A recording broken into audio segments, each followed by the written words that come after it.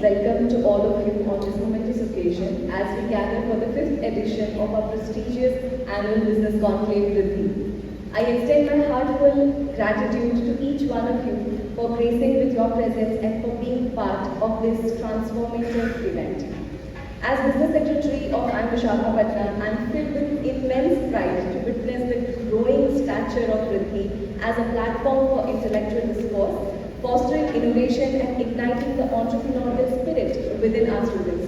This year, we have chosen the theme, Resilient Rain, Conquering Challenges, Shaping Success, to underscore the importance of adaptability, resilience, and unwavering determination in navigating the ever-changing business landscape. The world we operate in today is categorized by rapid technological advancements, globalization, and a multitude of challenges that demand innovative solutions. And it is in this dynamic context that Vriddhi emerges as a beacon of knowledge. Our agenda for today is brimming with thought-provoking keynote sessions, engaging panel discussions, and exhilarating competitions. Each session is meticulously crafted to spark new ideas and shape the future of business. Before we embark on the journey of knowledge and enlightenment, I would like to express my deepest appreciation to the sponsors, partners, and the organizing team who have worked tirelessly to make this event a reality. Their dedication and commitment to excellence are truly commendable. Ladies and gentlemen, let us embrace the spirit of Vriddhi and immerse ourselves in the transformative power of knowledge. Let us collaborate, learn, innovate together, shaping a brighter future for the world of business. Once again, a heartfelt welcome to each one of you. Let's make this event an unforgettable and enriching experience for everyone involved. Thank you.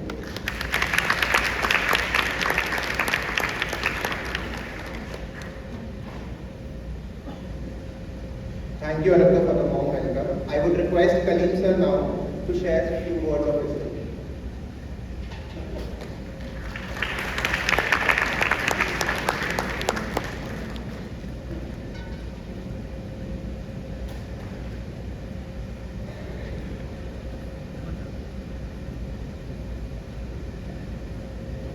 Very good morning to all of you.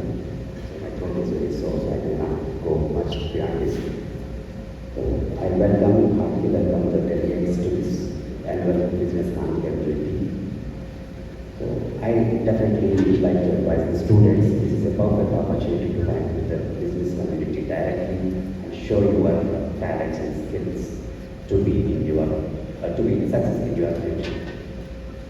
And so as the name itself is indicating, the program itself is the three main words you can see there. So to emerge yourself as leaders by enriching your skills and knowledge in ever-changing business world and to progress in your careers, which really means the word Vriddhi itself. So I wish the business cluster team of IIM Visakhapatnam a great success in conducting this event, and I welcome again all the business delegates and colleagues and students to this event. Thank you.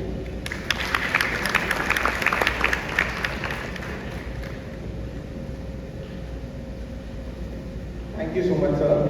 So I would call all the dignitaries to come on stage and light the camera.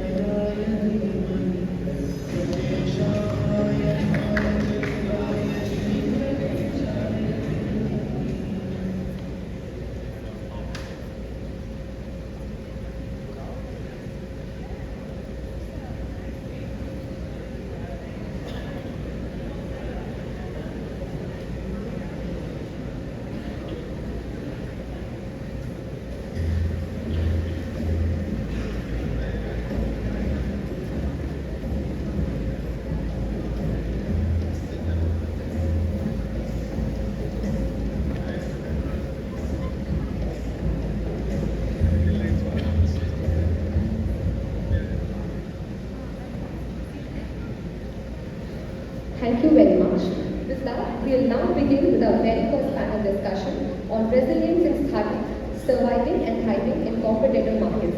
It's my pleasure to introduce the panelists for discussion. May I please invite Mr. Sheshadri Sarangi sir over the stage. Mr. Sheshadri is the CEO and Finance Director of Reddy India with almost 2 decades of expertise from roles at P&G, J&J, Coty and Remitments. He is a seasoned business and finance leader, holding titles like CA, CMA, and CGMA. With his versatile skill set, he encompasses general management, business strategy, change management, finance co-piloting, supply chain and finance, mergers and acquisition, and growth strategy. I now request my team to facilitate the panel.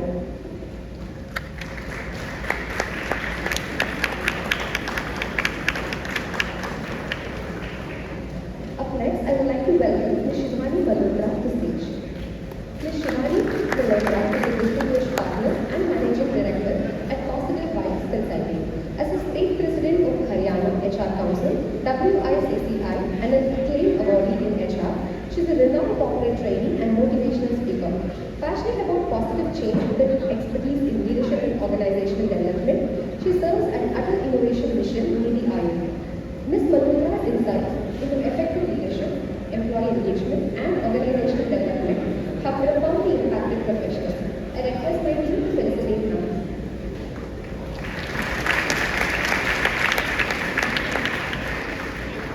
Next, I would like to welcome Ms. Ashish Maheshwari to the stage. Ms. Ashish Maheshwari, the CFO of Apollo Health and Lifestyle Limited, is a dynamic business leader with 18 years of experience all across India, UAE, and Qatar. His expertise extends to financial planning, taxation, SAP system implementation, and navigating complex transitions like GST in India. He is a qualified CA with CS, CWA, MBA. He was awarded the Best CFO in 2023. Beyond finance, he is a versatile sports enthusiast and talented vocalist, embodying exceptional leadership qualities. May I now request my team to felicitate him.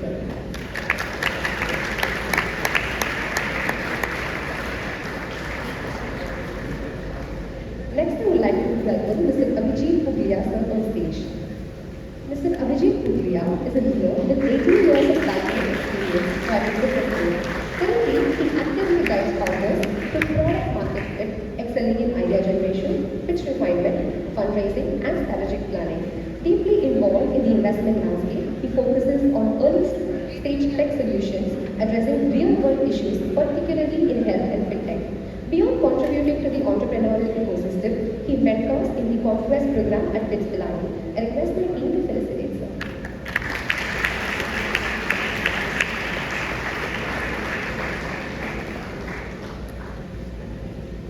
Joining us today as moderator for this discussion is Mr. Bhuvesh Ramanathan, the CEO of IIM Field Incubator, a seasoned entrepreneur and a startup specialist. He has worked for over 35 years in the innovation space, where he helped large companies such as Bosch, Quebec, Amazon, Cypress, and others to leverage innovation from thousands of large startups born from India and other countries such as Korea, Japan, Singapore, the US, and the UK. He holds a BTech from IIT Varanasi and an MBA from IIM background. Thank you for joining us on stage, sir. We now request our team to consider our proposal.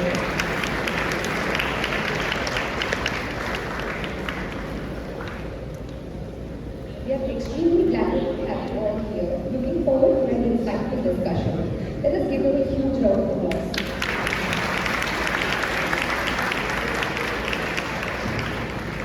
I now request Bhuvesh Ramanathan sir to brief the topic and commence the panel.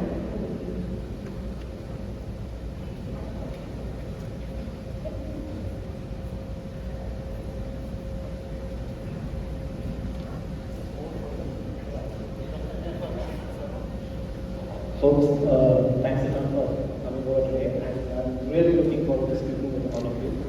The topic for today is something to do with resilience among startups. Okay, I'm going to try and take it a little beyond that at this point in time. Resilience is something that I think we all have seen across different categories, right? Whether it's at a startup level, whether it's at individual level, whether it's at corporate level. These are some of the things that are, or at sports level, these are things that you guys see, right? The point that I wanted to make is that today, and this is a word that you might have heard pretty often right now, right? Which is that we live in what's called a VUCA time. Volatile, uncertain, ambiguous, complex kind of a time, right?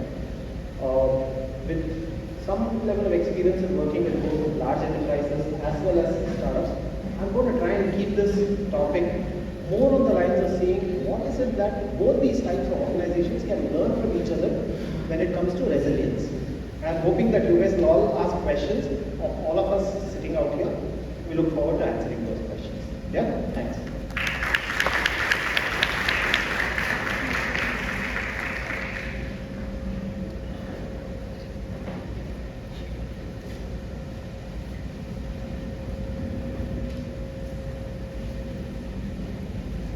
We may now move on to the panel discussion.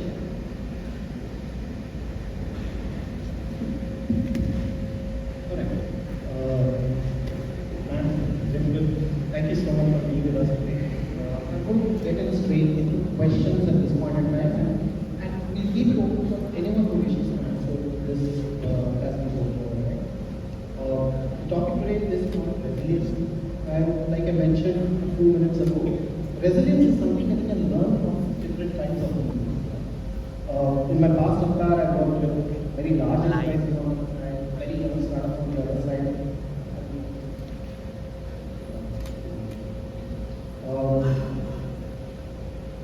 I have seen cases where startups learn from large enterprises. Right? That says, what is the importance of process, bring in good systems into place. These are some things that typically happens when startups learn from large enterprises. Right? But I'm going to try and flip this point over for you to think about it slightly differently. Right? Which is, if you really look at a startup is an organization that's working with extremely limited resources. Right? They're limited in terms of people, they're limited in terms of technologies, they're limited in terms of resources, which includes money, and most importantly, limited in terms of time. But yet you have seen successes that come out from startups at this point. I'm not just talking about valuations. Here's a question to the panel over here. What is it that you think large companies, such as the ones that you represent, Apollo, what is it that you think that large enterprises can learn from this specific resilience as far as startups are concerned? Thanks for the question. First of all, it feels wonderful to see a room full of young, bright minds. Happy to be here.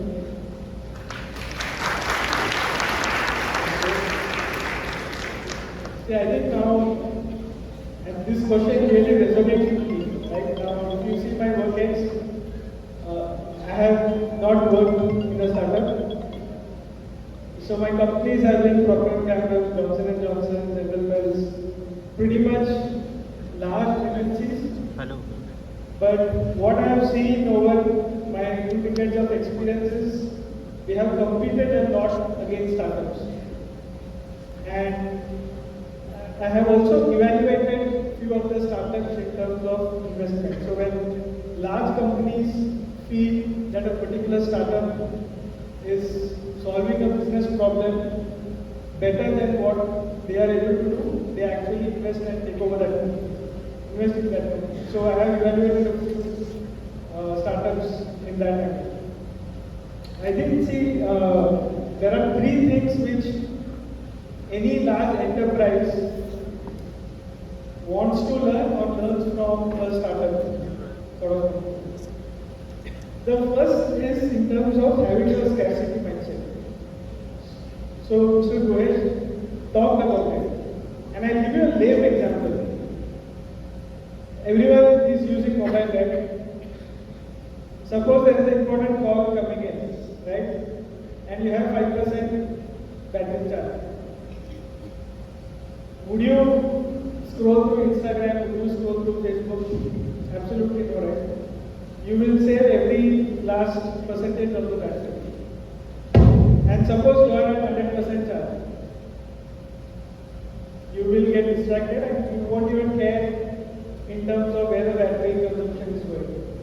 Pretty much large enterprise, and That's the difference between a large enterprise and a startup. The resources are extremely scarce, right? So they operate from a scarcity mindset. One of the things we in large enterprise want to inculcate as a culture is operate with scarcity mindset. So even in PNG, one of the called out principle as an organization team was to operate with a scarcity mindset. Right? So that's one. How do you do that? Because we are not short of resources, but it should not lead to distraction and it should not lead to wastage of resources. So that's something which is always at the top of large enterprises. The second principle which startup operate is, I feel, progress over perfection. Right? Large companies, given we have huge processes, and there are benefits as well. Right? If you have very strong processes, you are able to deliver consistently. Right? You are able to deliver sustainably. You have scale. If you are a scale organization, you can't operate ad hoc. Right? You will lead to inefficiencies.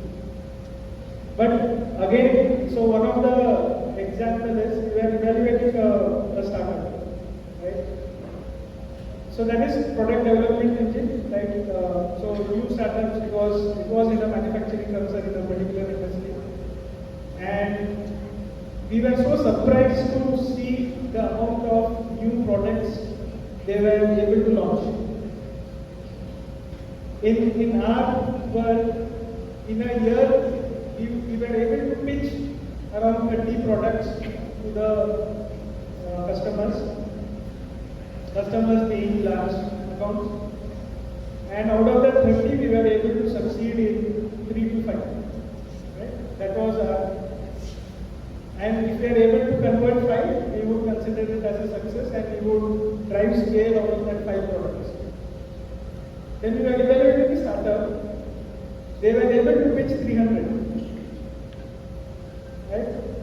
Now, for us, it was, we were not able to believe as to how are you able to pitch 300 products.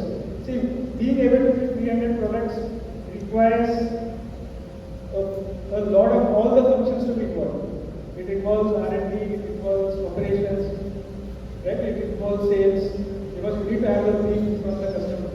It involves finance, because we need to make the product as per the customer's view. Doing all this and being able to progress. So they are able to convert 30.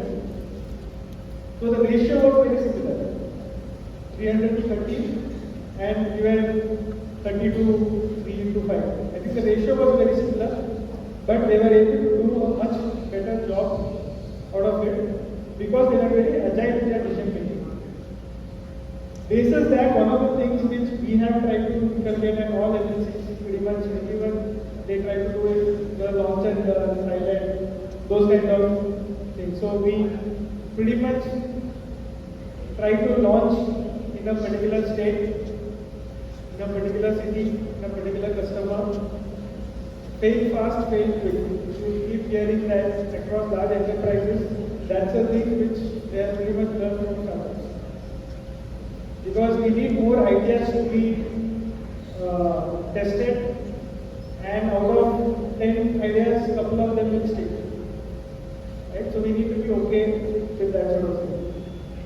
The third piece which I think all large enterprises learn from startup is their inherent analytical way of dealing at things. Now during pandemic, general is a food industry, right? So pretty much all the QSRs, say Domino's and Pizza Huts of the world, were severely dented during the first wave, right? Everything was shed.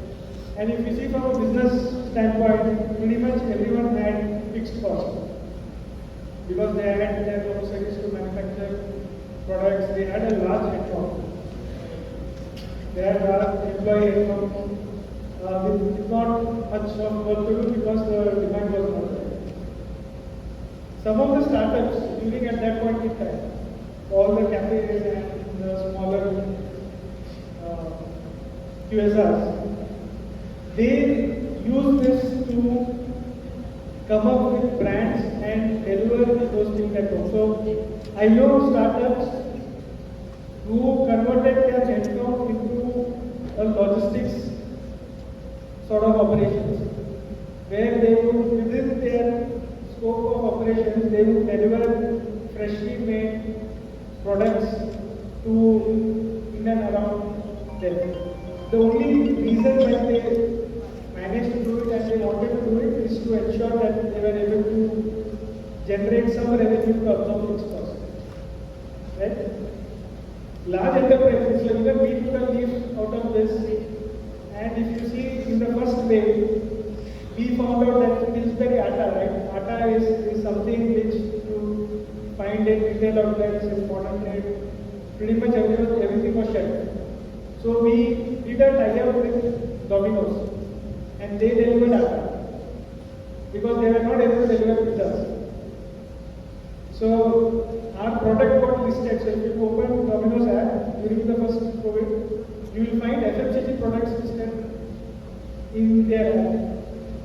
And they delivered the FMCG products to the consumers because they were able to one, generate revenue, make use of their talent, and for us it was a way to reach the consumers because we were not able to, because our distributors, modern trade outlets, everything was challenged.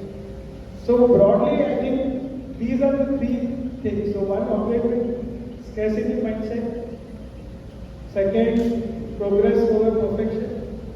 And third, I would say entrepreneurial mindset. I think these are the three things which every large enterprise wants to learn from our own. That's, thank you so much.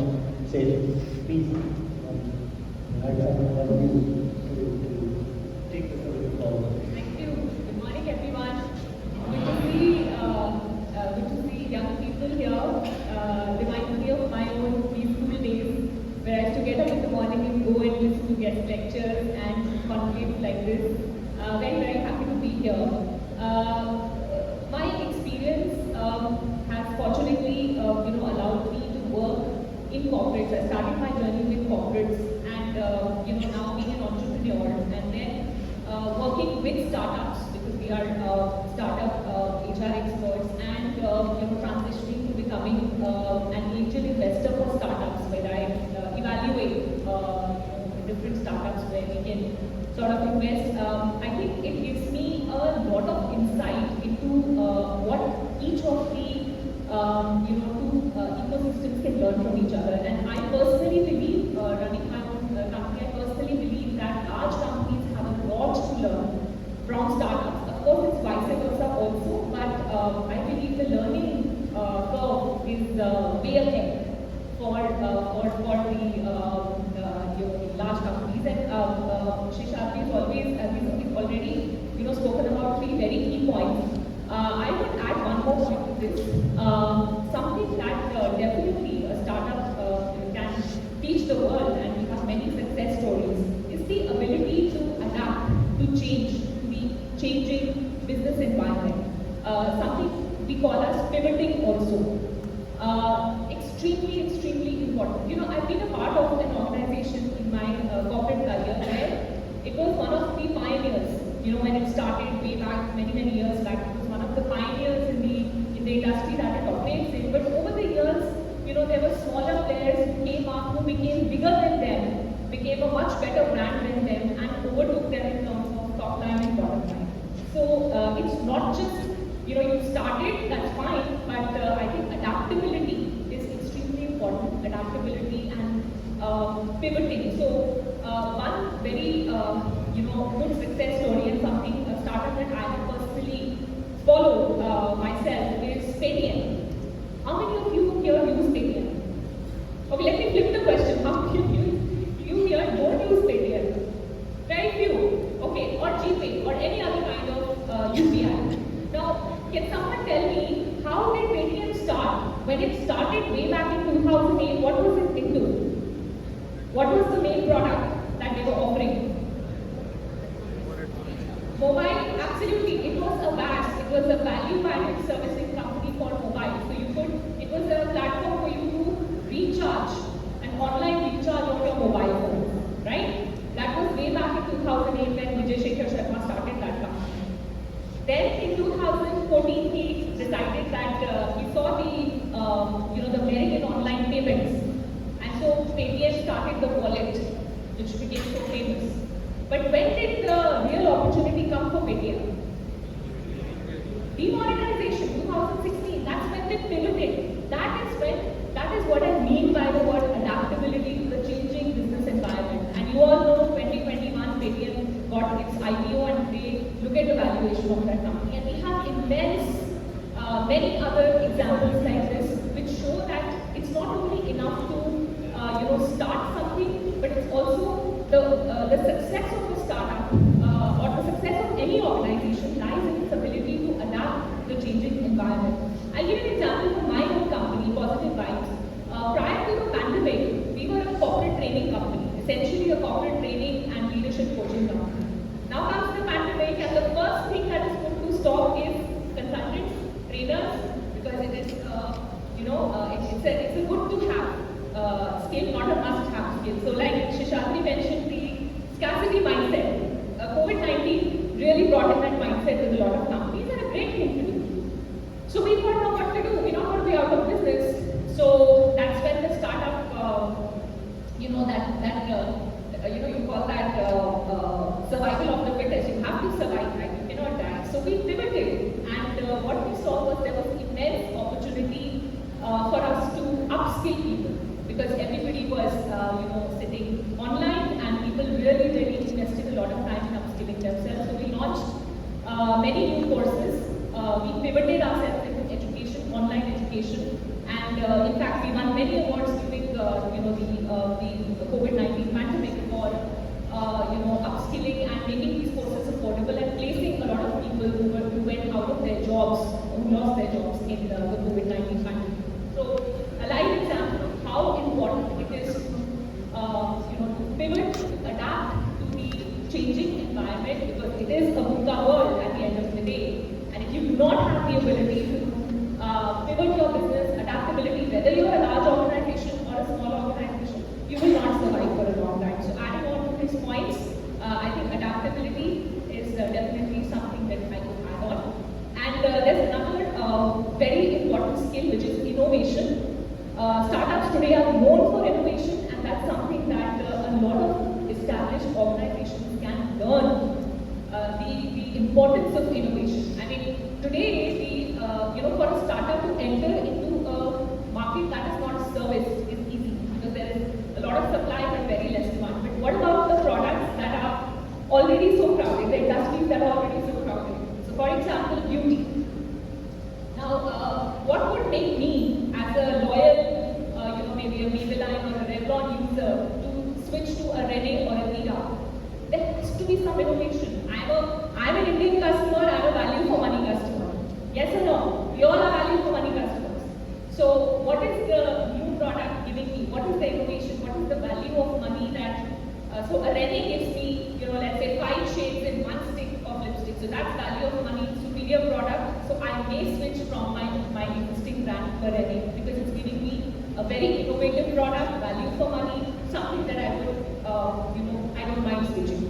So innovation definitely is something that big companies can learn a lot from startups. And being a startup investor, I keep hearing so many pitches every day, and it amazes me the kind of innovation at work in our country is awesome. So yes, so that's my 2 cents to this discussion. I'm going to add something to what she's talking about, but then I'm going to turn the question over to you, gentlemen out here. It's not just that startups are adaptable and startups are innovative, right? That's one part of it. How many of you have heard of a company called Lockheed Martin? Yes. You have heard of this, right? Their entire story really revolves sometimes just around the World War II time, right? They had this thing called the Skunk Works. The US, when it was getting into World War II, they did not have a regular fighter plane. They did not have one. Lockheed Martin, through their Skunk Works, and this is a giant company, keep this in mind, a giant company creating a fighter aircraft from scratch to final output in just 60 days. It was a flying machine which was tested, created, built and tested out in just 60 days.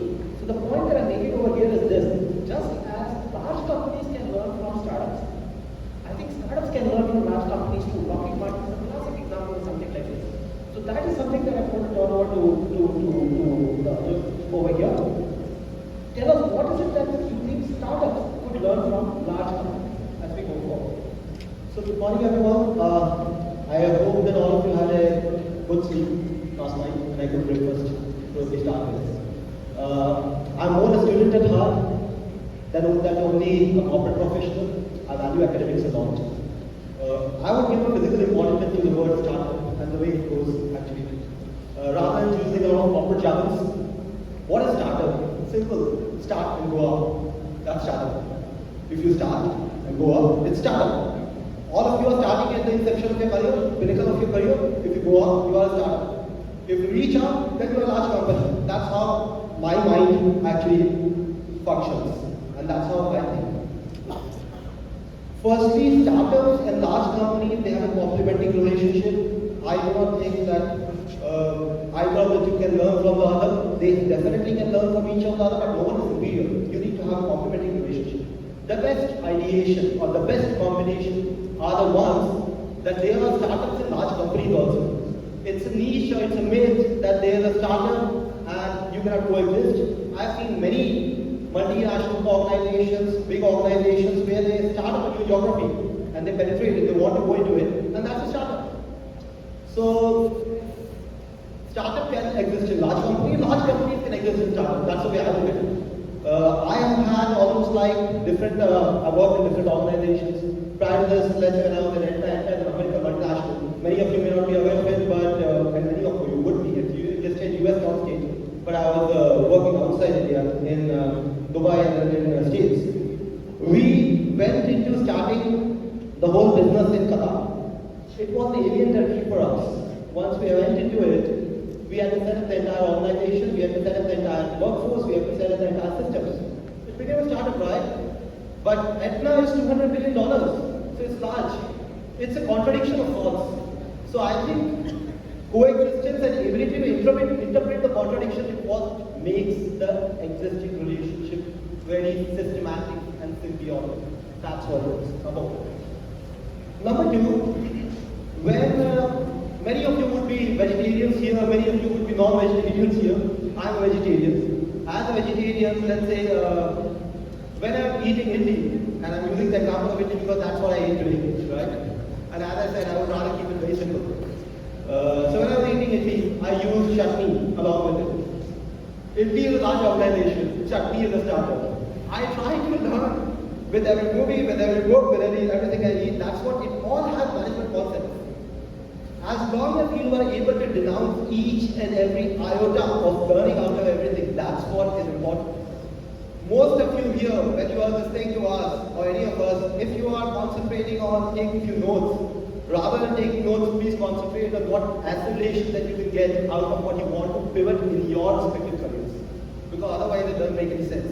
I can come and give you a lot of corporate yarn, you would be mesmerized with it, but possibly how do you get the concept?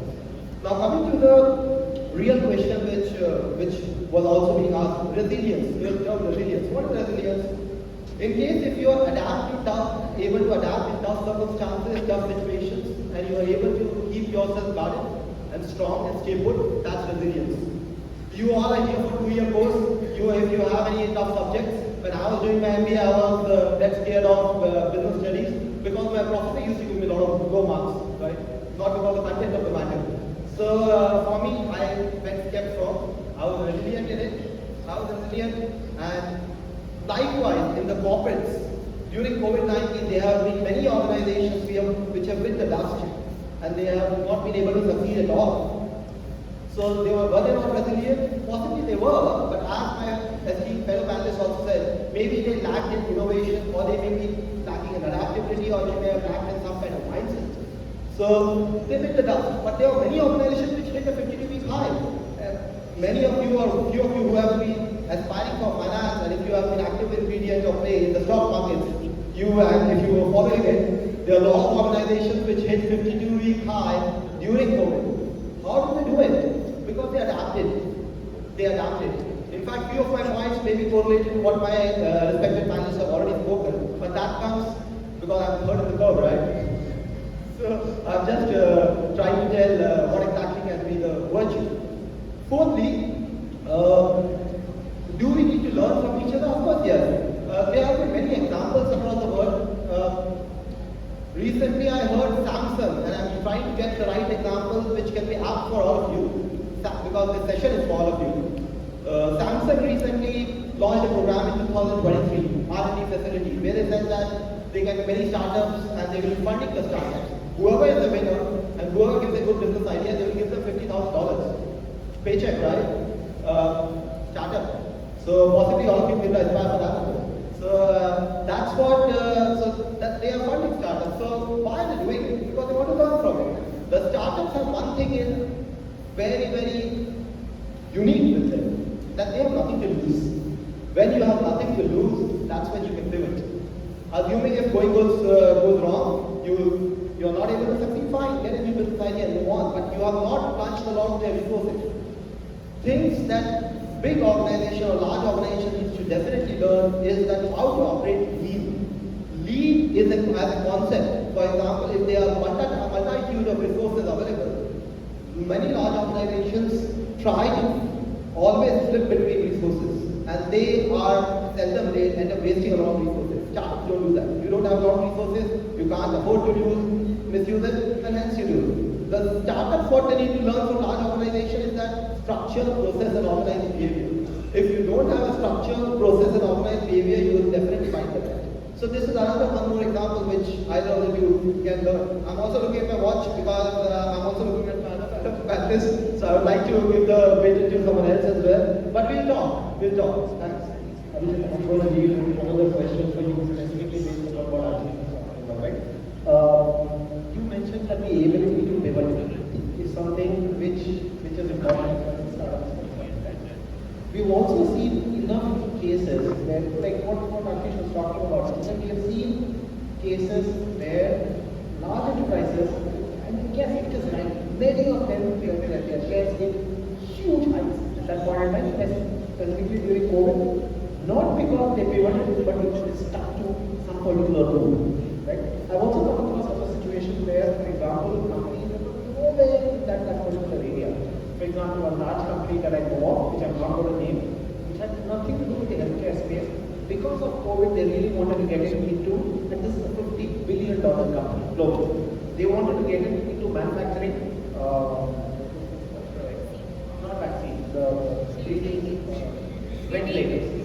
They wanted to get into ventilators, right? They went ahead and set up something close to over a $50 million line, which tanked. That is in India, right? Now the question that I have to origin is something like this: is this ability to innovate among startups, is it a rule, or is it something which should not be, that common among startups? Should startups stick to their particular path as much as possible? Ashish has been talking about the ability to pivot as a positive. Putting it across you and saying that, look, is this ability to pivot with a negative? Would it be a negative at some point in time? So first of all, good morning, and I spent a couple of minutes on the personal side of it. I'm a chartered accountant and CFA. I also wanted to do an MBA way back in 2001. So I also went to a CAT and couldn't crack it, right? I got 96 points percentile, I remember. So I was just checking with one of your friends of yours what's the cutoff nowadays. She was saying 80%. So I said, I think things have become better now in terms of larger inclusion from the perspective of people getting opportunity to like study in such wonderful campuses with professors and guide them in the initial stage of the journey. So I think you all are very privileged to be here. So first of all, clap for yourself to be here. So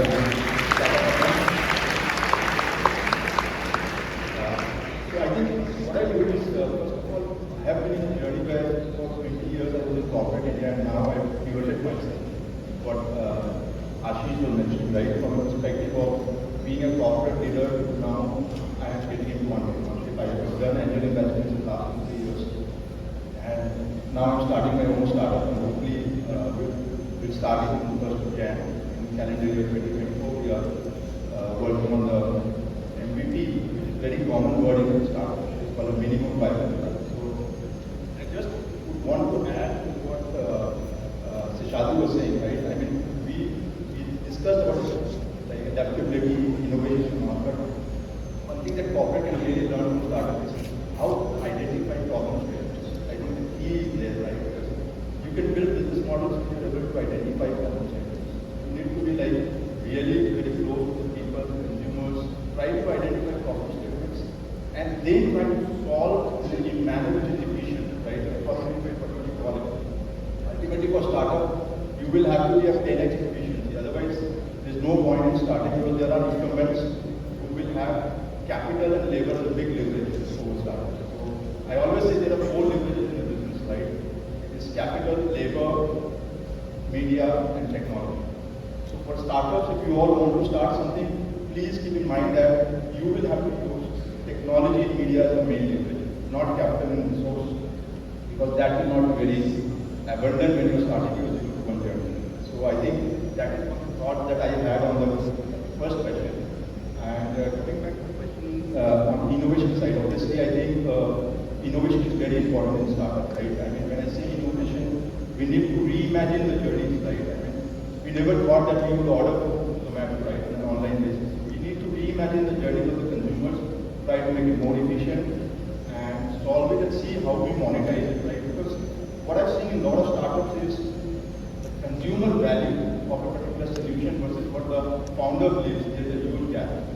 What I mean by that is you need to have a concept called outside in view, not an inside out of the product, right? So basically what I mean is you need to have a view from the consumer. So you need to build the product, maybe a dirty or whatever, give it to the consumers, test it out, what is the feedback, and keep on reiterating, improving and all, right? That's what it started to all about.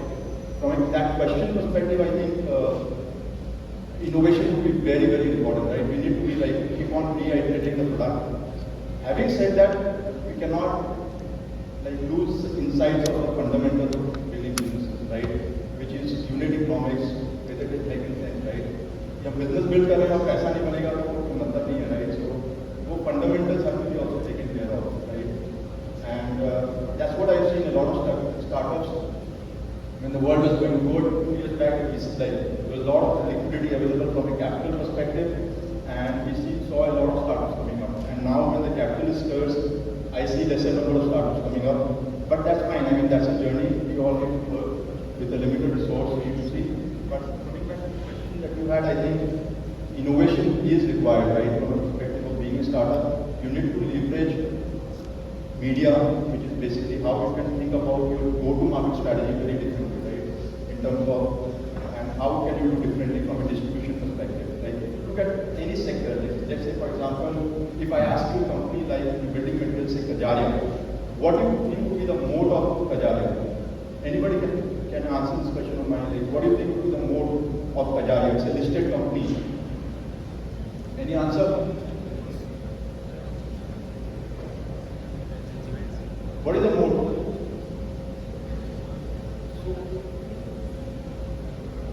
So the mode of Kajaria is not in manufacturing, right? Because any ceramic is manufactured in a single place. Every company is kind of contract manufacturing in 4B.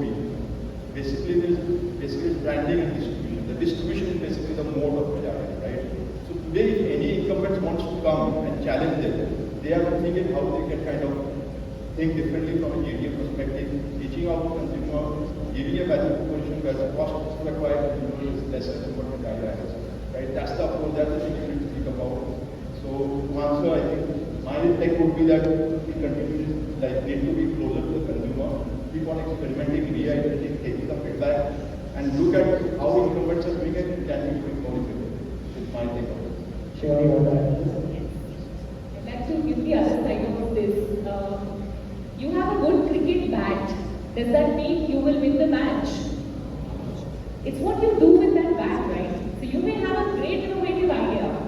And I have seen, like I said, startups have the most innovative ideas in our country because we have so many brilliant minds. But I've seen those innovative ideas falling flat because they are not backed by something known as execution. So innovation is good it's good to have, but if it is not coupled with execution excellence, then that innovation is only a dream. It's like Elon Musk dreamed of sending people to the space.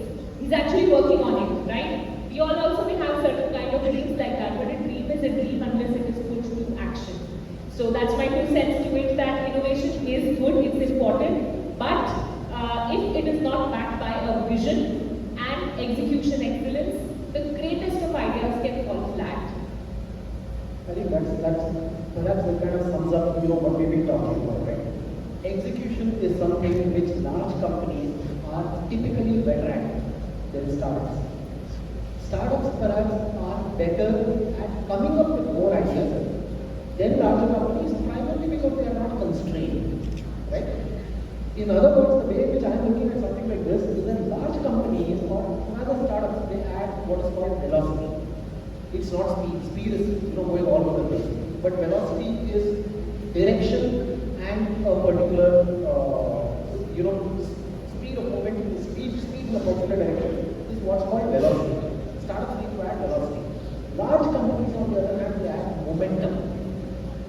Because of their ability to keep moving.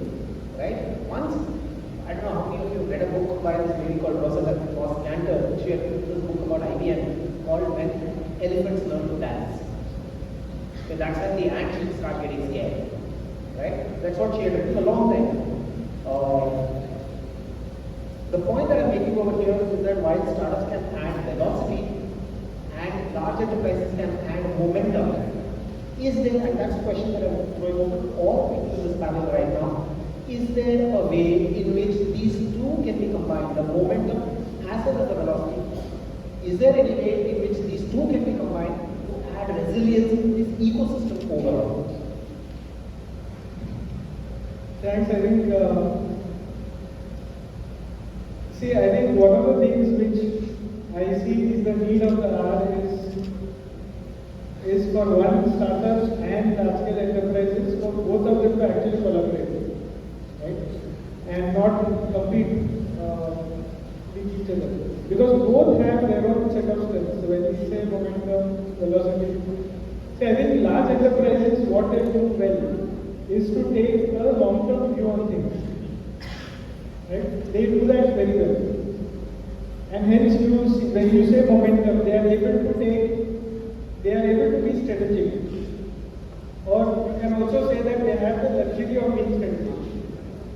Because taking a long-term view requires its own set of resources, which the startup might not have. But then the startup, they are more agile. Right? They are more agile, they are able to create ideas, they are able to think differently, which the large enterprises might be too structured. As a design, they are too structured to think out of the box. Right? So both are designed differently to achieve a common objective.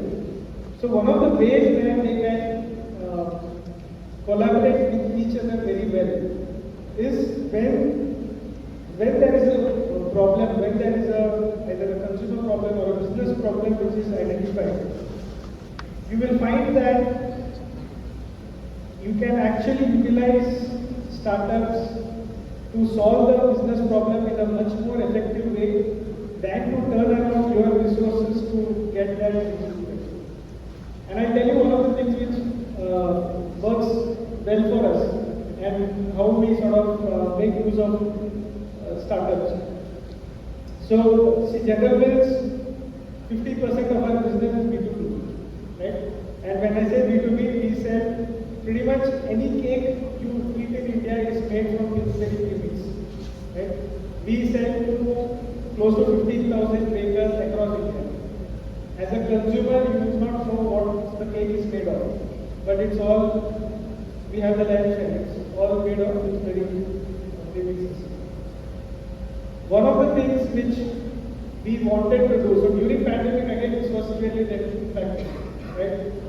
One of the things what we wanted to do, we felt that it's such a traditional business, premix, B2B, we thought let's digitize the operations. Right?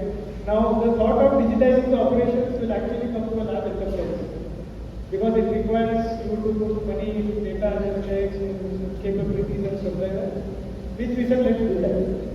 So what we did was we built two things.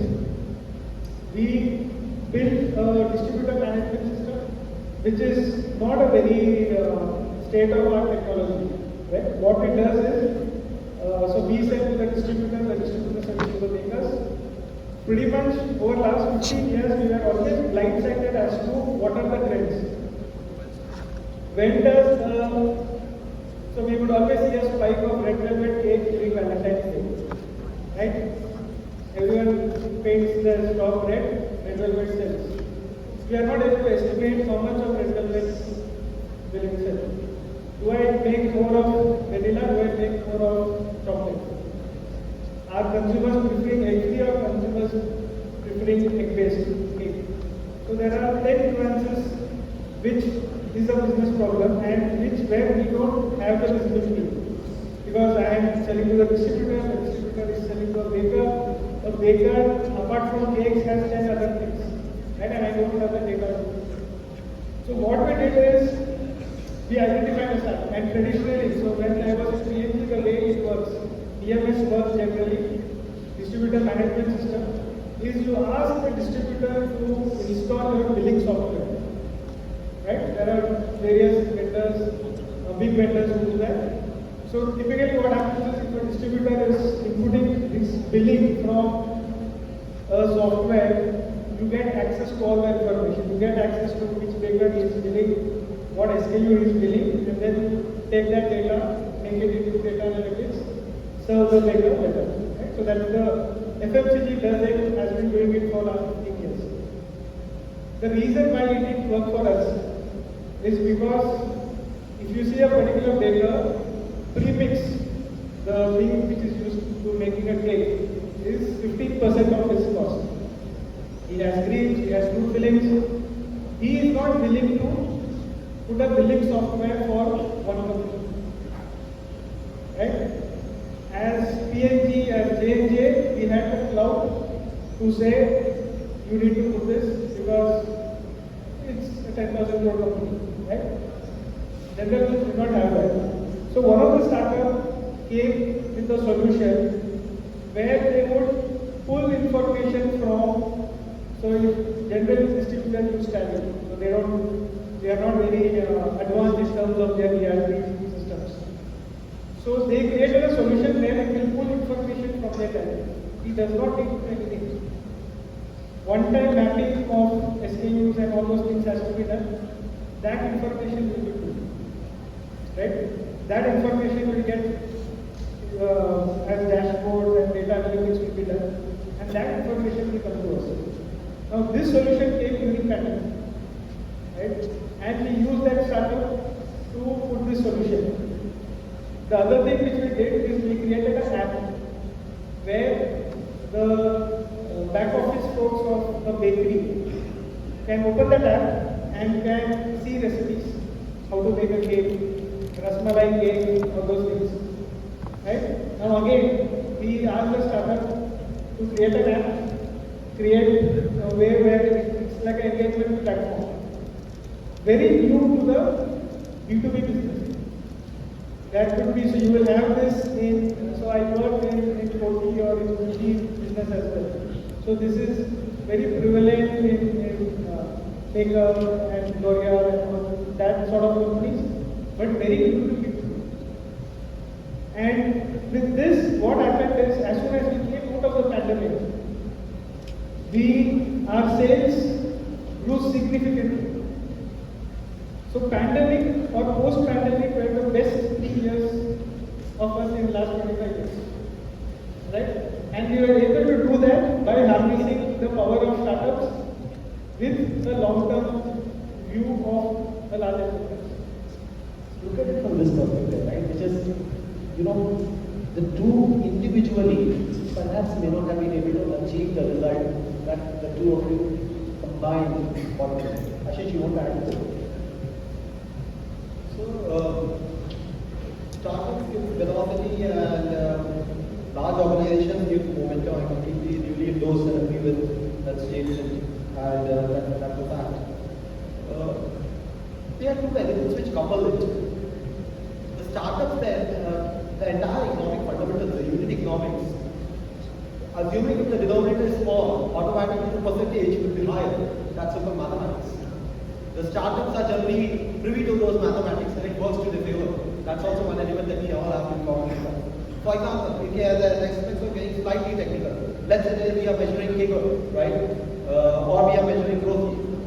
If we are looking at ROCE, the denominator is average capital employed, the numerator could be EBITDA, EBIT, depending on how you want to play it, right?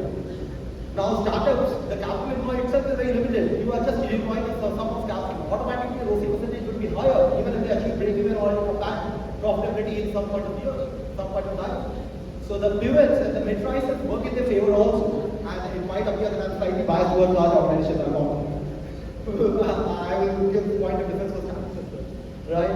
But the large organizations, the mid-prices are not in their favor. The denominator is big, even if it goes big, the percentage will be low. That's how maths works.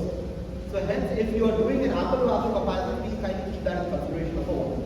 Number two, if you look at developed countries in the world, let's say states, they run at a growth rate of 2 or 3% per annum, but still they are the highest and the most developed nation in the world, right? India can keep on running at 8%, and I definitely endorse the 8% right, but we are still in the route to becoming developed. So the percentage works in India's favor. Does it mean that India as a startup is doing tremendously well compared to US? Of course, no. But possibly is it in fact to do more than the US? Yes, of course, yes. So it works. So that's where a startup gets velocity and large organization gets momentum. Number three, if we look at few examples, Airbnb. Many of you would be knowing Airbnb, many of you may be using Airbnb. Flipkart. Do you know Flipkart started as just an online bookstore and then it catapulted into a lot of e-commerce platforms. Airbnb was not at all successful earlier and then came at one point in time they became suddenly successful. What made them successful? Was it innovation? Was it ideation? Was it something else? No, it was the timing. The timing holds a lot of importance. In COVID, all these UPI platforms, all these organizations really maxed it out. They went full frame, the timing was perfect, they maximized it, sprung up. Had that timing not come in there, they would have been not climbing up so rapidly. It also depends. Timing is extremely important. That's what I mean. Number four, and lastly, I would just like to say that whether it's a startup, whether it's a large organization, people really make a lot of difference who are employees they work with. Startups have a lot of problems of now things are changing actually. But startups at times have a lot of problems to attract good talent. But large organizations are able to pull it. Now, and that's the reason startups at times lure them or give higher pay packages, right? Than large organizations because the brand image. So does it mean that startup is working more religiously and having good growth rate? Possibly their financial statements may not even endorse those. But given the brand weightage, they do that. And one more thing before I pass it on to Abhijit. How many of you are actively involved in money markets, capital markets, stock markets? Can I see a real hands? Few. Please start doing it then firstly. More for learning than for making money, but please do it. Generally, there are two elements in any kind of organizational behavior. And I'm trying to do my level best not to make it extremely technical, but there are two elements. One is the valuation element, one is the fundamental element. The startups are in a valuation race. Large organizations are in a fundamental race. Which is better? I have seen many startups go running at multiples of 22 times EBITDA, 22x we call it, right? And many large organizations running at 7x, 8x EBITDA. How do I simplify it? Let's say if there's a company who is generating 100 rupees of profit, then many startups, given the future horizons, which may or may not happen, they run at 22 times, so 2,200 rupees will be the valuation of that company. Large organizations, they may be 500 rupees, and the valuation may be 7 times. 500 into 7, 3,500. Does it reflect that startups 22x is better than the large organizations? There are many startups who command these large valuations, get all those private equity funding, VC funding from inside the country, outside the country. After 3 years, they are only in the race to how to extract more valuation and sell them further. The large organizations are not in that race. And they are over here to stay. There is a difference between brick and mortar companies and non-brick and mortar companies. So startups are in a valuation race, large organizations not. The ideal one is something in the middle.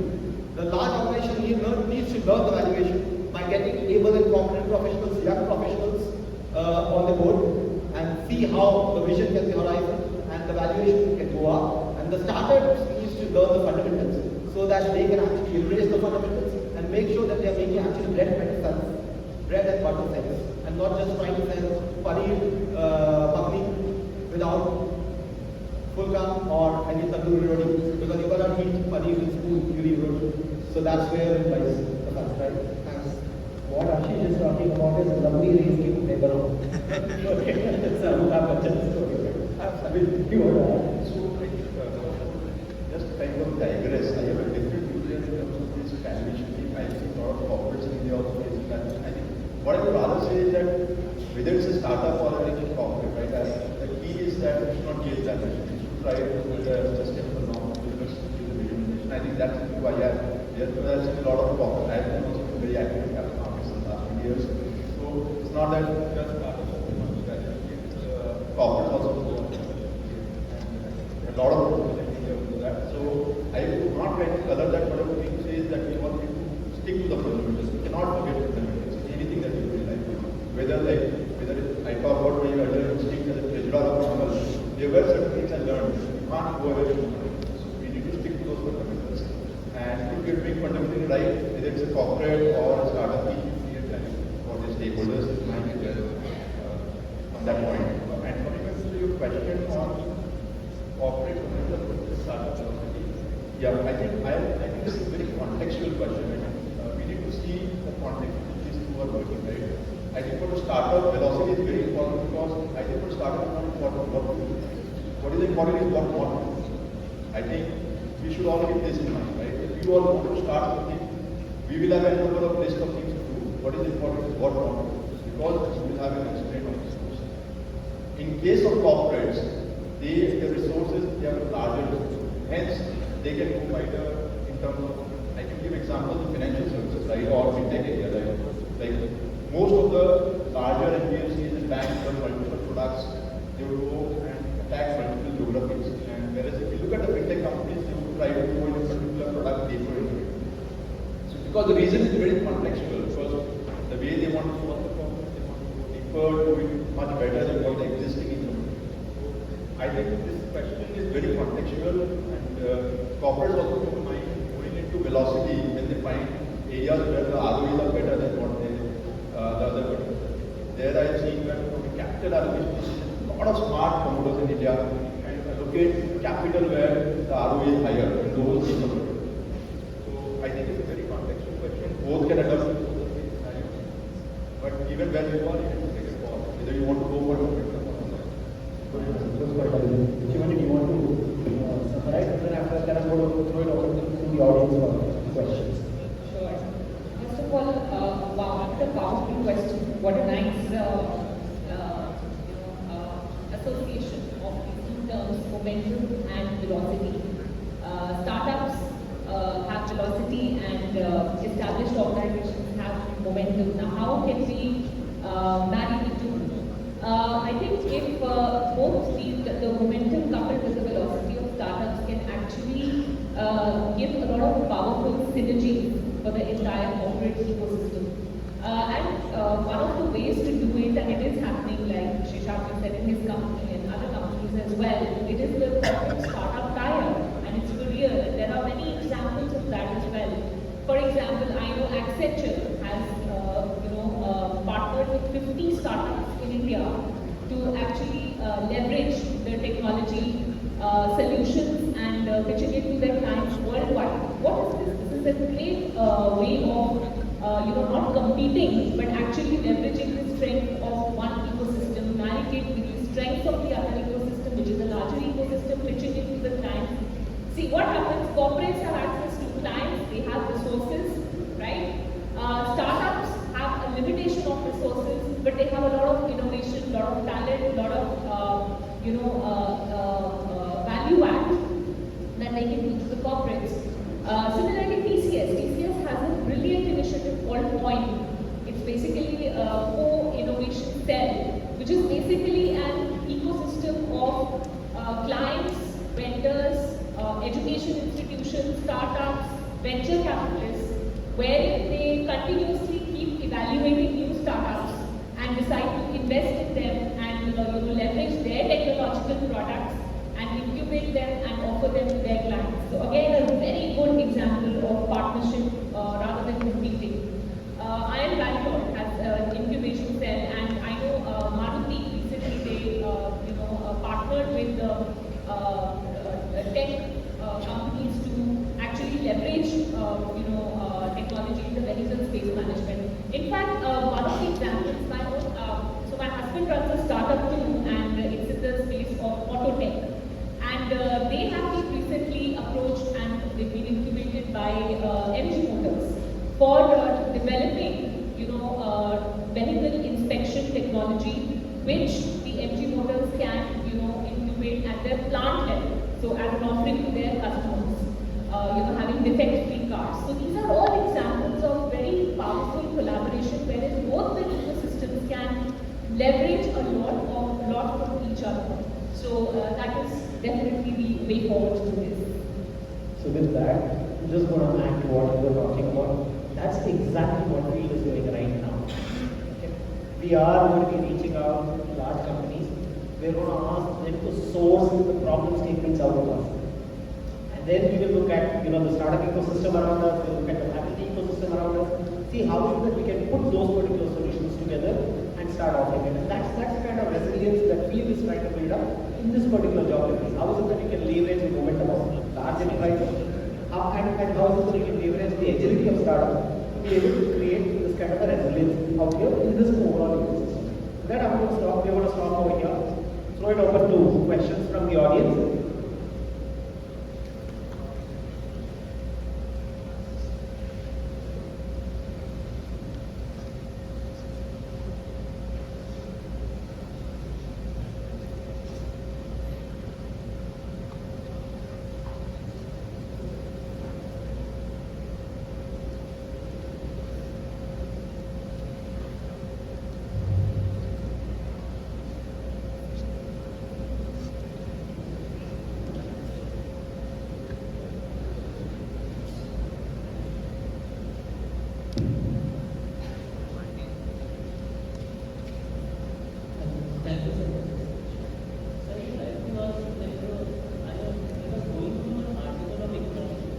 I was going through an article of Economic Times, and in that it has said that only 20% of the startups are successful, and remaining 80% are unsuccessful beyond 5 years. And after 10 years, only 8% is successful. So, do you think still the startups are resilient in Indian ecosystem? And adding to this point, most of the startups are from South India and southern part of the country. The states like Bihar in the northeastern, there is no startups and all that. So what are the other factors? Who do you want to answer this question? Say it's open to panels. Sorry? It's open to panels. Open to panels. Yeah, it's a very valid point, right? The failure rates in startups are high, right? So, but I think that Sajid talked about, right? You need to fail fast, right, or succeed fast. So you don't kind of overinvest when you are trying to build a business. You try to do a POC or proof of concept in a very, very efficient manner. Just try to see from a perspective whether it is making sense from a consumer perspective, from a unit economics perspective, from an operations perspective, right? So I think the failure rates will continue. I don't think there is a lot of analytical data which talks about the failure rates, and the reasons of failures could be multiple, right? I think Ashish talked about the timing, and timing obviously plays a very important role in the success failure. There is an issue of capital, right? India is a capitalist nation. We all have to be aware of that, right? It's not so easy to get innovation capital in India. People are doing a lot of work. So I think from a perspective, it's all about your own internal passion, right? I mean, what distinguishes a startup founder, say for example, from a corporate leader is the passion, right? A passion to solve a problem. So I think it's all about what you want to do. You need to think from your perspective what is the right framework which you want to do. There is a risk there. Obviously, what I can tell you from my experience of 20 years of corporate and last 3 years of startup, the 0 to 1 journey of a startup is very, very different from a corporate 0 to 1 journey. So I have set up housing finance company in Piramal. So I was almost the first, second employee there. Doing work there versus setting up my own company is a completely different ballgame, right? So I think you also be prepared there in terms of what you want to go into before taking any call. And also one has to be mindful. We can talk about theories and all, but we have to be mindful of our financial background, be aware of. And as I said, that's why I say fail fast. अगर आपको experiment भी करना है, try करो. ये नहीं हो रहा है, आगे बढ़ो. Don't kind of slip with an idea, right? Just kind of move ahead in life. There are so many things you can do. You can keep on moving and try. That's my view on this. It makes sense in what I said, what you asked. I'll add something.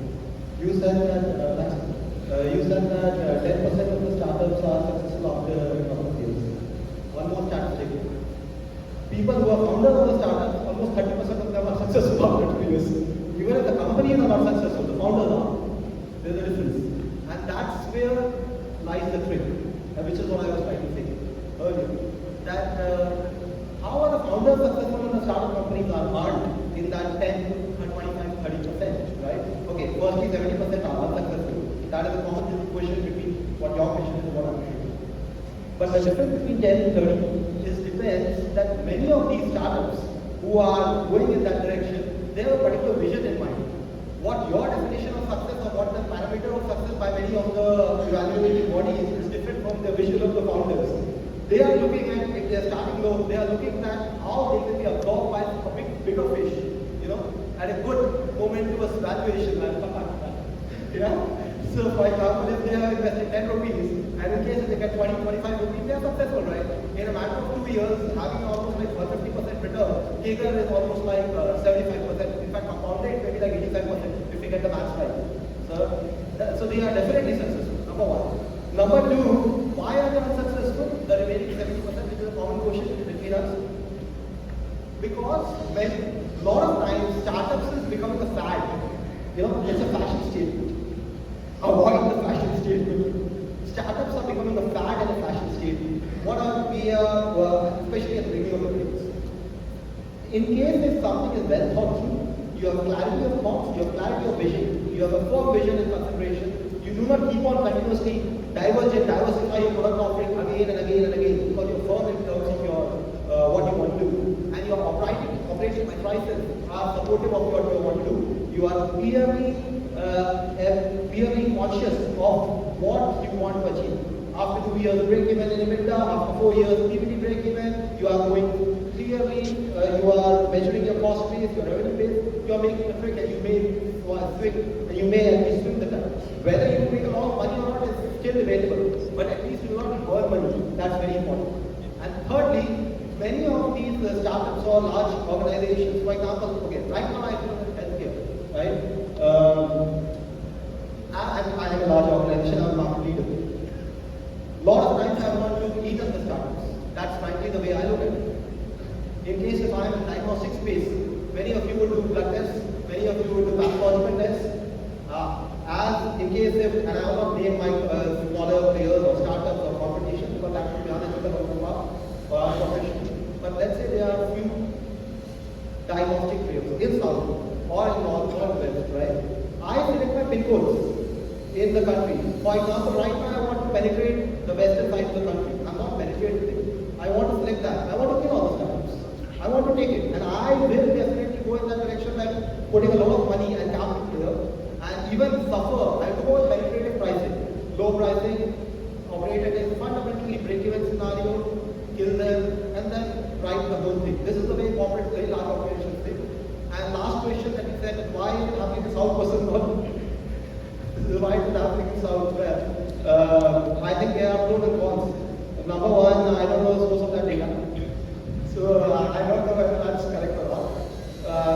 But I think that it might be a coexistence of north and south and probably not west and east, but north and south for sure.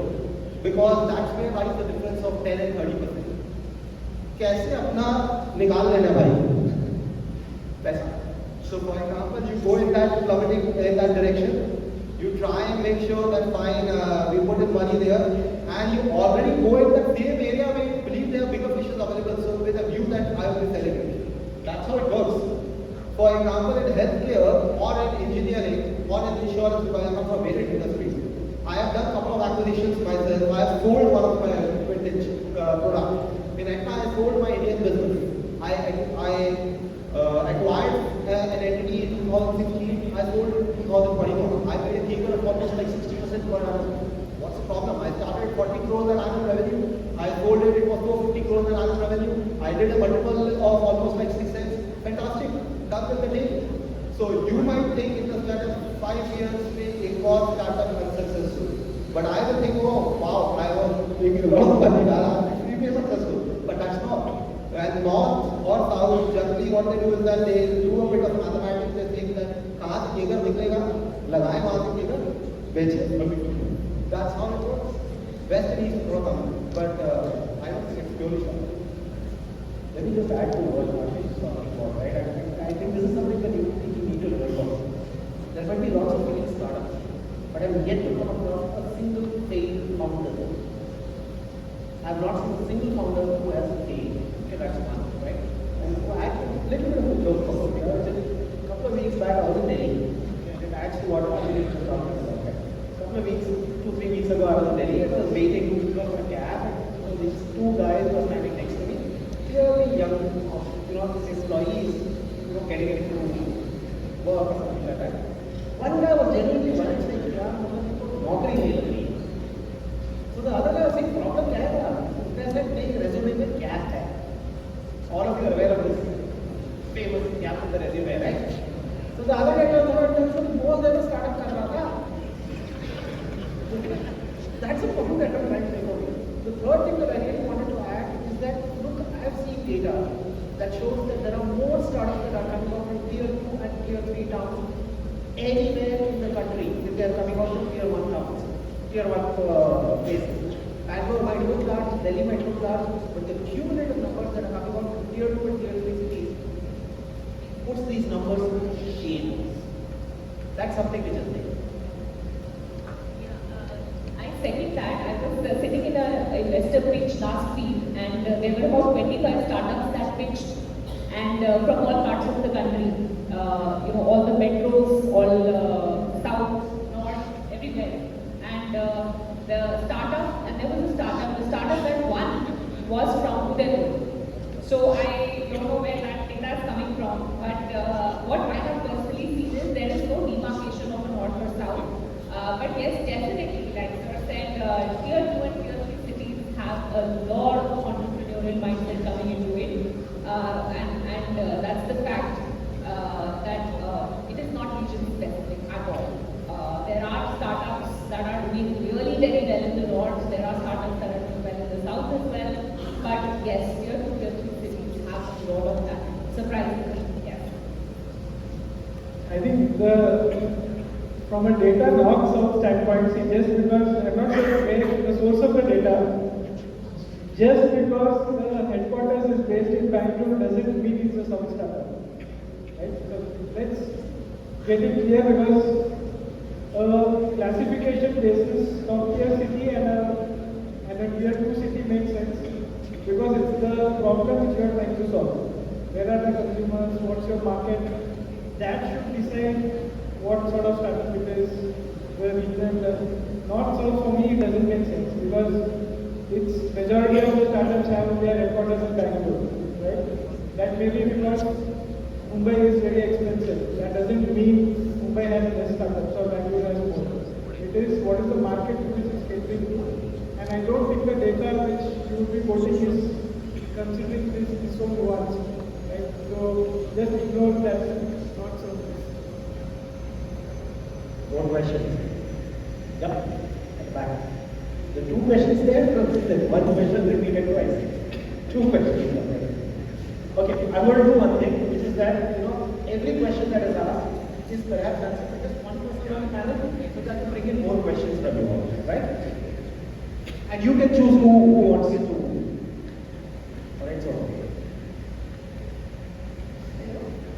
My question is to Sheshadri sir.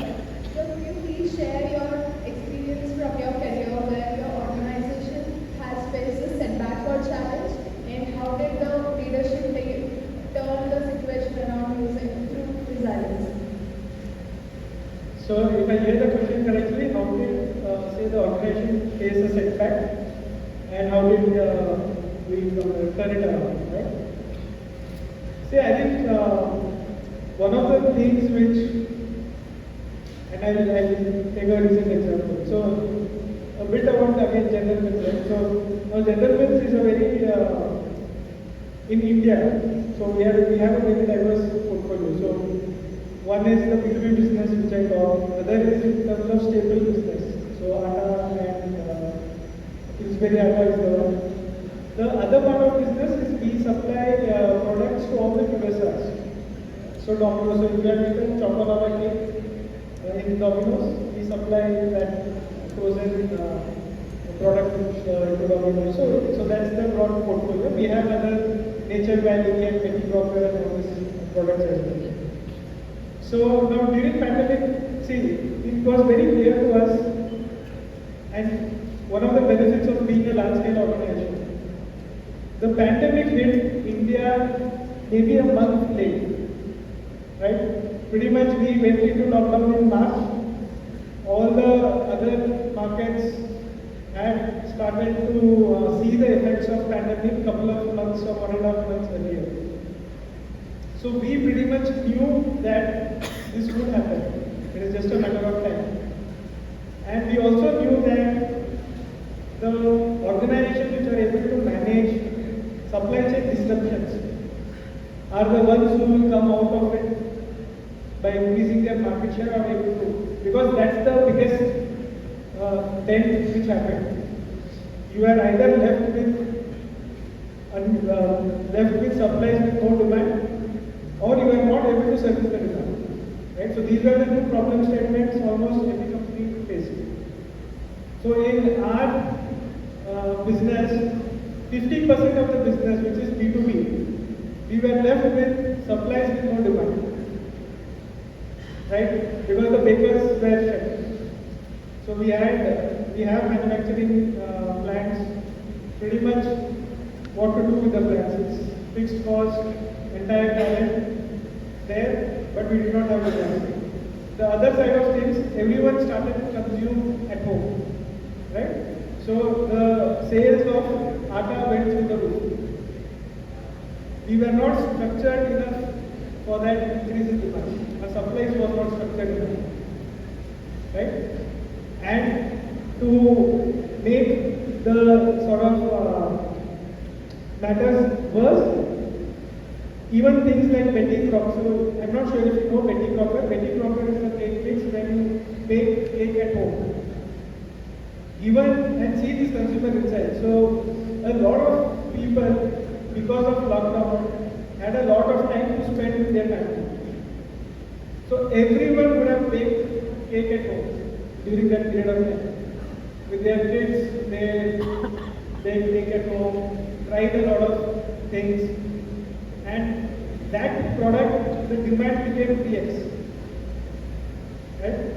So the way we wanted, so at one side, a lot of supplies, other side, we were not able to meet the demand. And hence, at this point in time, as a leadership, you need to see, you need to take a long-term view on things. And even if it's so, I give the example of what we try to do in bakeries. We try to strengthen the ecosystem during this period. So we went for digitalization, we went for these tools.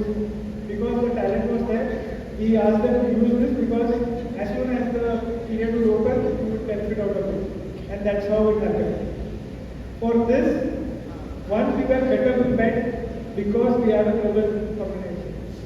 So we learned, we use data analytics from markets such as Brazil, from Mexico, and we were in a position to actually, so we did not forecast it to the team, so the demand went 3x, but we had forecasted 2x.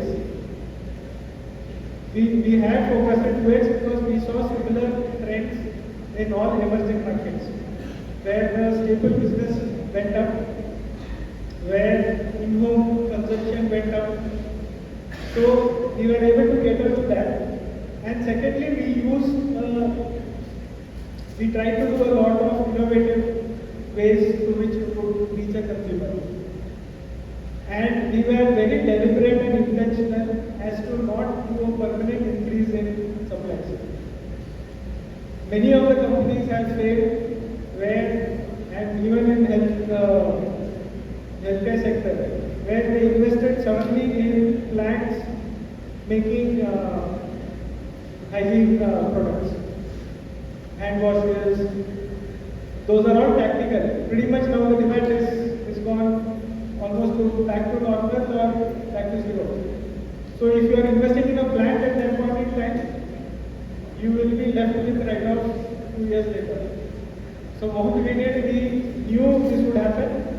So we tried to grab the opportunity by using things like supply even at a higher cost, by ensuring that we are able to support the ecosystem with working capital, the retailers, the distributors. We gave them long credit period, and everyone in the value chain played a role: finance, supply chain, marketing, sales. Everyone had to play a role, right? But we were able to come out of it, and we were intentional not to invest permanent, fixed capital behind the increase in demand. That I have seen a lot of companies now writing what they invested at that point in time. Because even for us, the demand went back. What was 3x is now 1.2x, 1.3x. It's again gone back, but those years we were able to significantly improve the sales. That's how we were able to manage. So if I were to summarize what he's talking about, it is anticipate, plan, and then execute. And make sure that you do not stretch yourself because of this point. I thought there was one more question on that. Hello, thank you, sir. So my question is to Shivani ma'am. So in the last few years, we have seen a couple of unicorns which have become quite successful, something like Nykaa.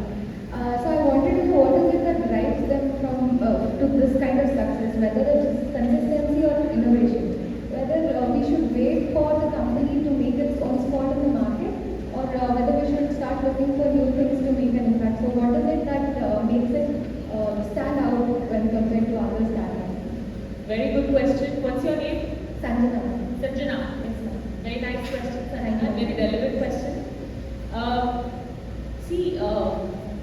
There are many startups like that which started off with something as a small marketplace. Now, if I was to talk about Nykaa started off with beauty products first.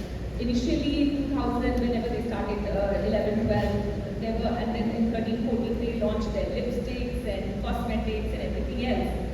But that did not take them to where it is today.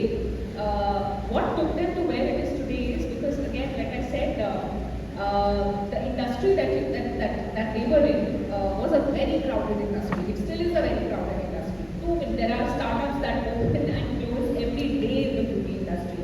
We work very closely with a beauty startup, and we've seen the kind of struggles that they have in just positioning and introducing one SKU. So what they did again was very interesting. They again pivoted. Now today Nykaa doesn't just sell its own products. It's a marketplace now. Brilliant strategy that I will become the marketplace leader in selling all beauty and healthcare products, mostly beauty products, personal care products, right? So that is what has gotten them to where they are today. So to your question, is it innovation? I already said that innovation is one small part of the entire pie. You can start with it. You need to, of course, to have a different, approach to what is already there in the market. So innovation is there. But what sees a startup to success is a lot of other things. Number one is the vision. If the founder has a vision to grow that startup by a certain percentage, those are the startups that really do very well. One of the key reasons why startups fail is because they fail to scale up. Scaling up is such an issue with startups. So when we hear an a startup pitch, the first question that we ask them is, what is your plan of scaling up? How are you going to grow this business into 10x? So that is where a lot of founders lose it, because the vision is not clear. They're not clear on how they're going to take the startup from an X to a Y. So vision is one. Second is a great team. What I have seen is successful startups are the ones who are able to onboard good people. Now that is a challenge, because there is a lot of adverse sentiment also with the startup industry, because yes, there are many startups that start and then they close. So what if I lose my job? So yes, very difficult to attract talent in startups, but there also innovative hiring practices are being used by startups to get people in. So they get youngsters, they offer a stake in the company, they offer ESOPs, and they offer all sorts of other things to attract good talent, and that's a good strategy to do, because a lot will depend on what is the quality of the team that you have. You cannot run a startup on your own, and it's very important that the people in a startup, they live the same vision that the founder lives. They have to see the same thing. That is what the entrepreneurial mindset is all about. Everybody has to work as an entrepreneur. So that is the second thing. And execution. I think I would say 80% is execution, because you may have a great idea, you may have an innovative idea, you may have a great team, but if there is no agility in execution, that is again where a lot of startups fail. And the last but not the least, from the Nika example, is the pivoting part. You have to pivot, you have to adapt yourself. I've seen so many startups starting off with something and then slowly introducing something else and then pivoting and then making it big. So and vice versa. There are examples that have gone capital also on that. But if you pivot, if you take advantage of the opportunity that the business environment is throwing at you at the right time, chances are you will succeed. So pivoting, adapting, innovation, of course, is there, but execution excellence is the bedrock. I hope that answers your question. I think we have time for maybe one or two more questions. Yeah. Anyone? There's a question over there. Sir, there is a Sorry, live. answer mic first. My apologies. Sir, there is a live stream going on for the event. So there are few questions on the live feed. So one of the questions to Abhijit sir. The question is like, in the pursuit of resilience, collaboration and partnerships can be crucial. From your perspective, what are the key factors that startups should consider when seeking strategic collaboration or partnership with larger companies? What's your name, you said? My name is Vriddhi. Yeah, so basically, from a collaboration perspective, I lost a couple of words. Am I audible? Okay, so in the pursuit of resilience, collaborations and partnerships can be crucial. From your perspective, what are the key factors that startups should consider when seeking strategic collaborations and partnerships with larger corporations?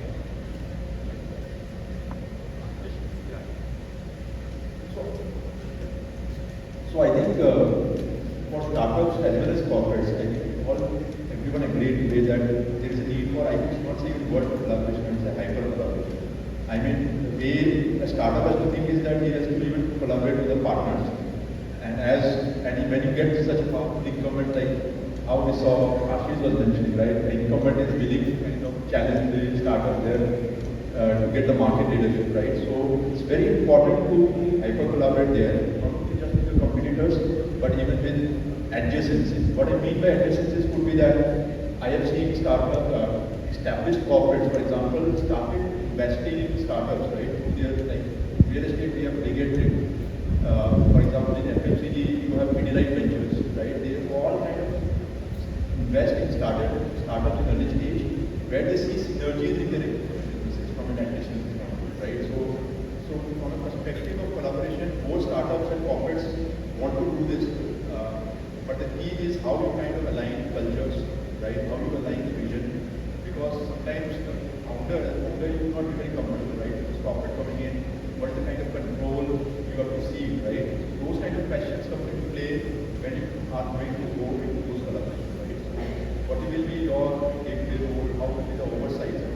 But I think one of the things that can help collaboration for startups also is to put in place the governance, the SOPs, the processes that corporates have. I think one of the points in the panel discussion today was what can startups learn from corporates. I think these are the things like corporate governance. We have seen too many stories in this past about corporate governance failures in a lot of startups. I think that is one area where corporates have done really well because of the listed space discipline that we have. So I think from a collaboration perspective, both the sides, there is a value they can do, but there are some costs for each of them, right? For a founder, the cost is that there will be some checks and balances that comes into play. For corporate, again, I think they would try to experiment and there could be a case of failures, right? I mean, corporates are not that aligned with to accept failures. So from a perspective, because they are reporting every quarter the numbers, there are a number of analysts who question the CFO and the CEOs, right? So their ability to accept failure is not that easy. So I think it is required and both the parties will take the call depending on the value for each other. One last question, I think. Anyone? No one? Yes, sir. Jल्दी रहने दो यार. चाय Sir, पीने जाना है. I have a question. Sorry, go ahead, please. So this is for Shivani. What are the most common myths or misconceptions when it comes to building resilience in startups, and how would you advise startups to overcome these misconceptions for the long-term success and competitive markets? Misconceptions Myths in building resilience. in building resilience. So what are some of the misconceptions In building resilience in startups. in building resilience in And how would startups? you advise these startups to overcome them for long-term success?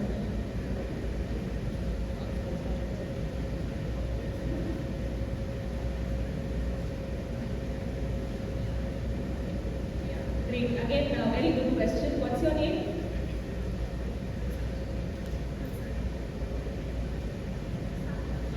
Muskan. Ruxana. Sitting next to Muskan. Okay. Okay, Ruxana, that's a good question. Yes, there are misconceptions that startups have about being resilient. While the word resilience is seemingly, I would say, synonymous with startups, but actually it is not. A lot of startups, I feel, fail when it comes to resilience. One of the reasons and one of the main, I would say, evidence of that is that you started off with a great idea, right? You built the business, you got funding also, right? Then, let's say the market conditions changed, right? And because of that, you faced a setback. Now, what is resilience? Resilience is your ability to get up when you fall. That is resilience, right? And that is what startups are known for. So, a very simple answer to your question is that startups that fail to rise from after falling down are the startups which fail a lot of times.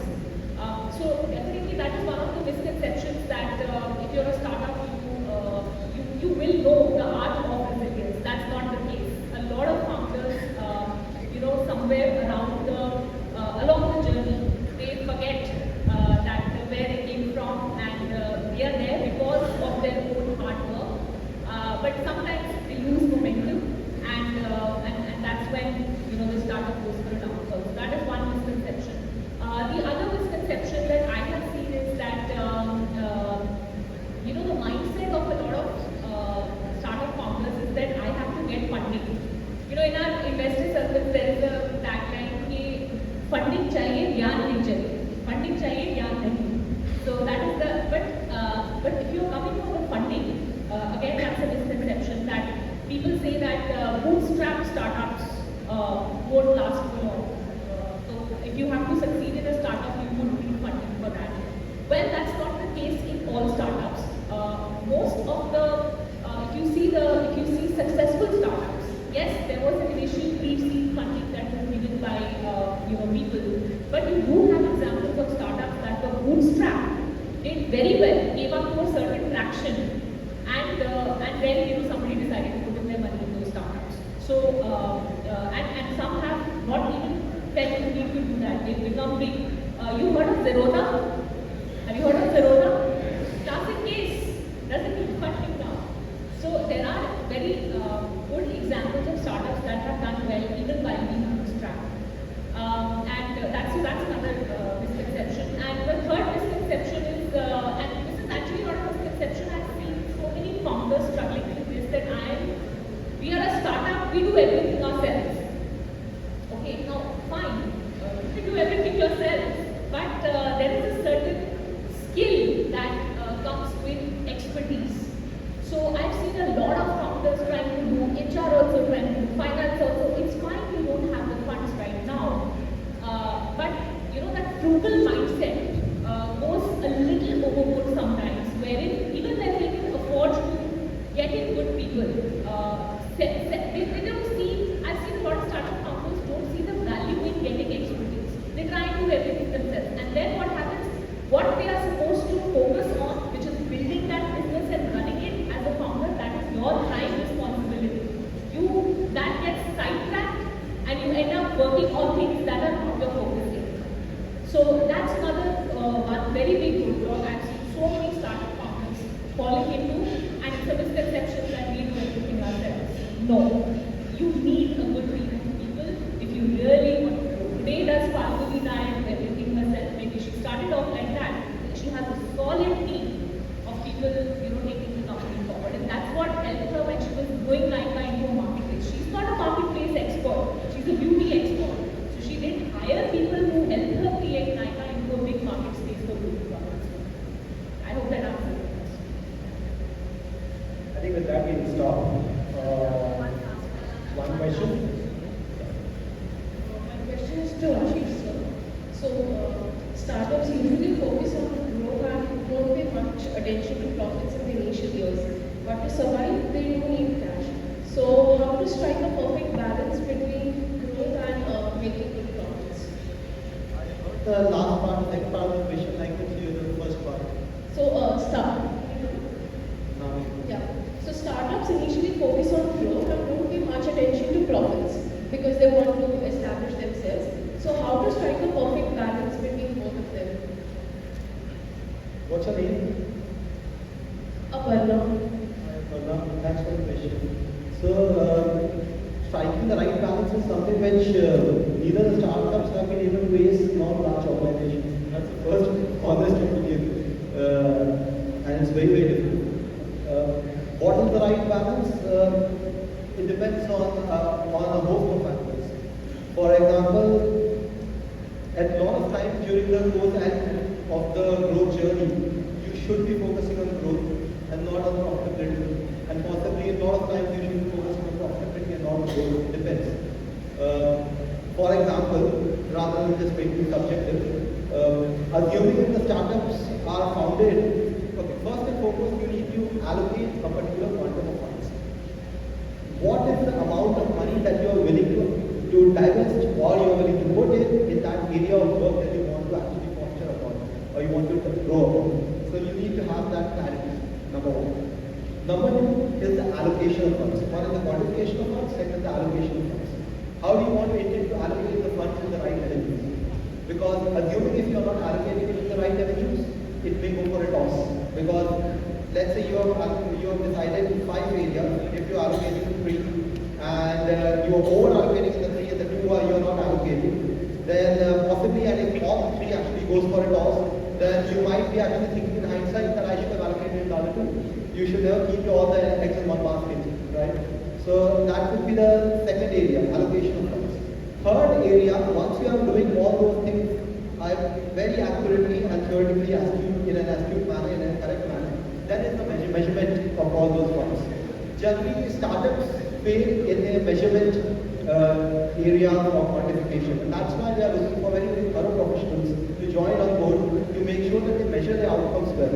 Large organizations have very robust processes and they are able to measure them quite well compared to startups. So that's the third area. Now coming to these are the way you want to proceed with. what's the right timing? How do you do it?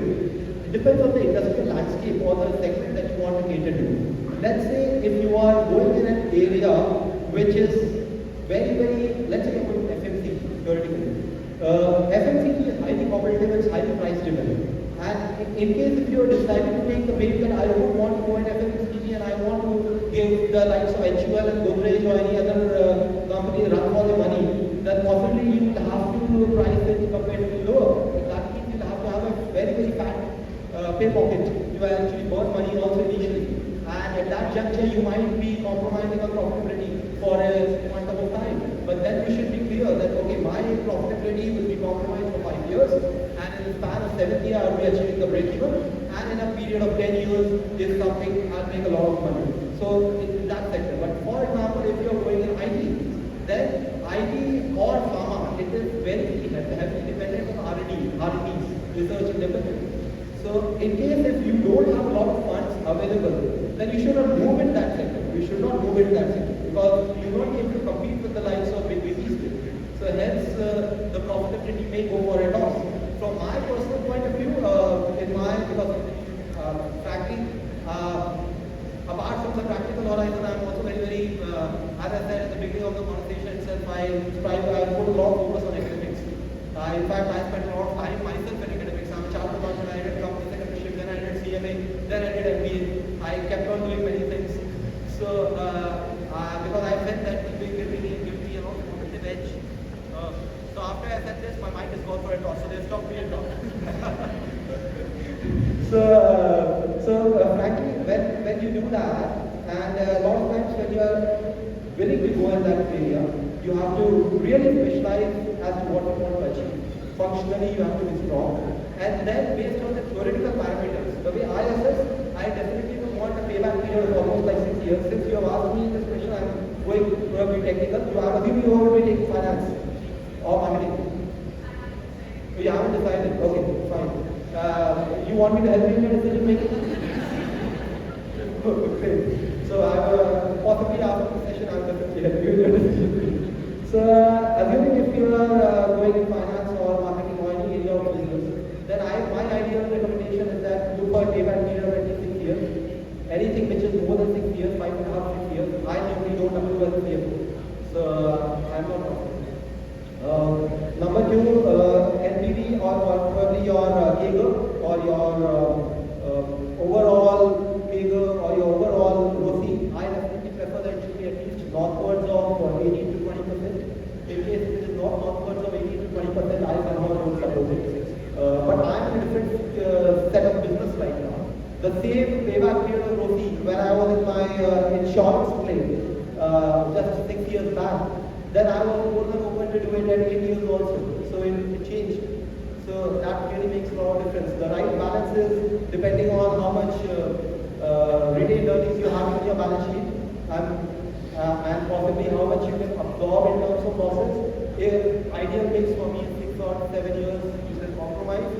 Is 9 years you should be heavily profitable to have at least a break-even pay cumulatively and not individually. That's what. Does it answer?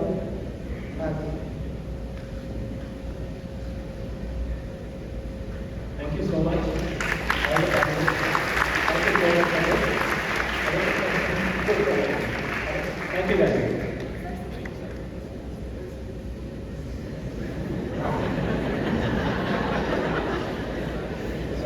A big thank you to our panelists for sharing their expertise, wealth of knowledge, and shedding light on the intricate dynamics of how business functions. A special thank you to our fantastic moderator, who has shared of our very own IIM field, for steering the discussion, and our engaged audience for making this event lively. Your contributions have made this discussion truly impactful. Thank you.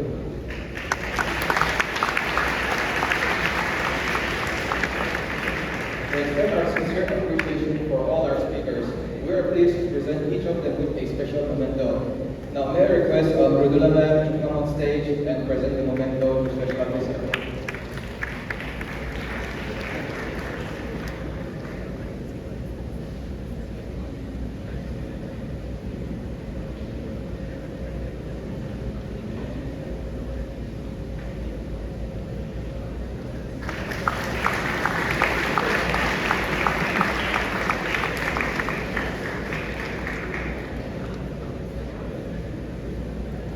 Next, may I call upon Ramu sir to come on stage and present the memento to Shubhani ma'am.